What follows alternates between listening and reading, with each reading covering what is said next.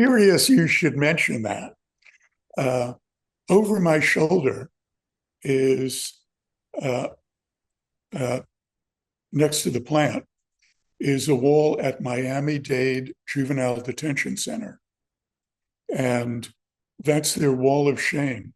When kids are released from Miami-Dade and put on ankle monitors, uh, this was in the first book I did on juvenile injustice, which was published, I think, 2011. I went back to it. I looked at that image and I noticed that on the photograph on each page, it said expired. So 50 kids were released from Miami-Dade. As they're putting ankle monitors on them, they tell them, if you don't change your way, if you don't stop hanging with the kids in Liberty City or Miami Gardens, this is where you're going to end up. And the expired means dead of gunshot wounds within 2 years of being released.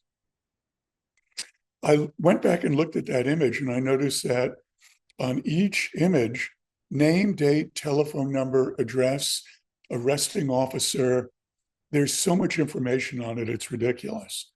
I contacted the Miami-Dade public defender and I said, could I get the arrest jackets for these kids? And he said, well, there's a confidentiality. And I said, they've been dead 10 years. Tell me what the confidentiality is. And he said, okay. And I worked with their office and I went to every one of the homes of the kids, the addresses of the kids on that wall.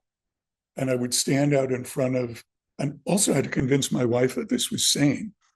I had to stand there in the street with a tripod and a camera, taking a picture of the location until somebody would come out and say, what the fuck? And then I would have an image of the kid and the wall, and I would explain what I was doing.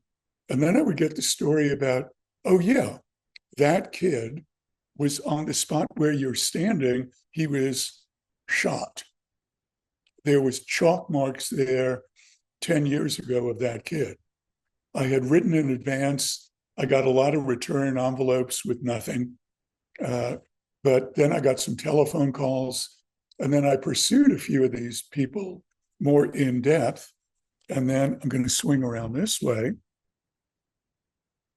Behind me now on the other side is the family of one of the kids whose nickname Termite, whose father was Derek Sr. And I've been going back to Miami on a regular basis. Her grandson Termite was killed 2 years after he was released. And then I'm speaking to the grandmother on the porch in Liberty City, and she's saying, oh yeah, Mr. Rick Ross, not only was he killed, but then my granddaughter, she was killed by her boyfriend. She had her throat cut, and then she was stabbed, and then she was put on her bed, covered with oil, and she was burned. That was Termite's sister. I've got these two boys, Arnez and Adam, and I don't let Adam out of the house because the neighborhood's too crazy.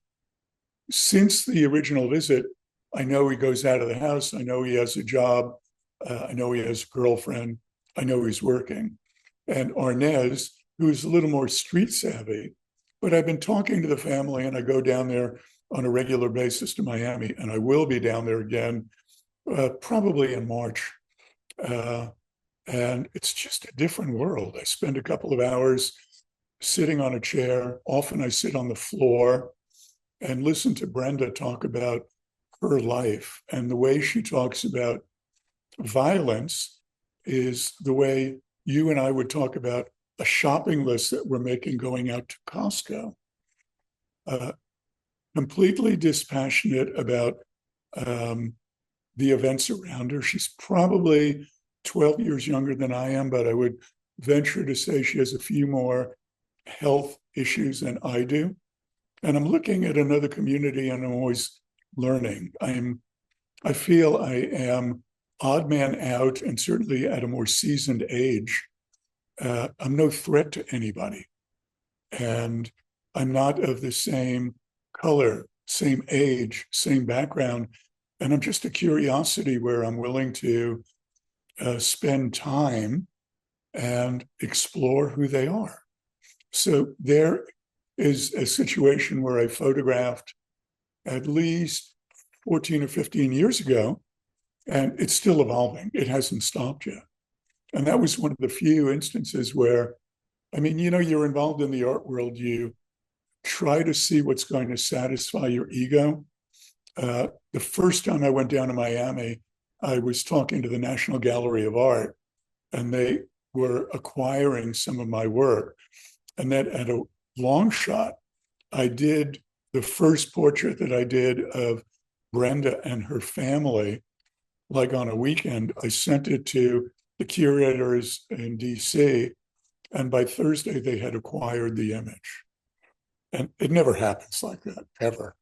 But, and then of course, I took the funds I got from the National Gallery and I sent it to Brenda and said, this is your story. This is not mine. I'm just a conduit for who you are.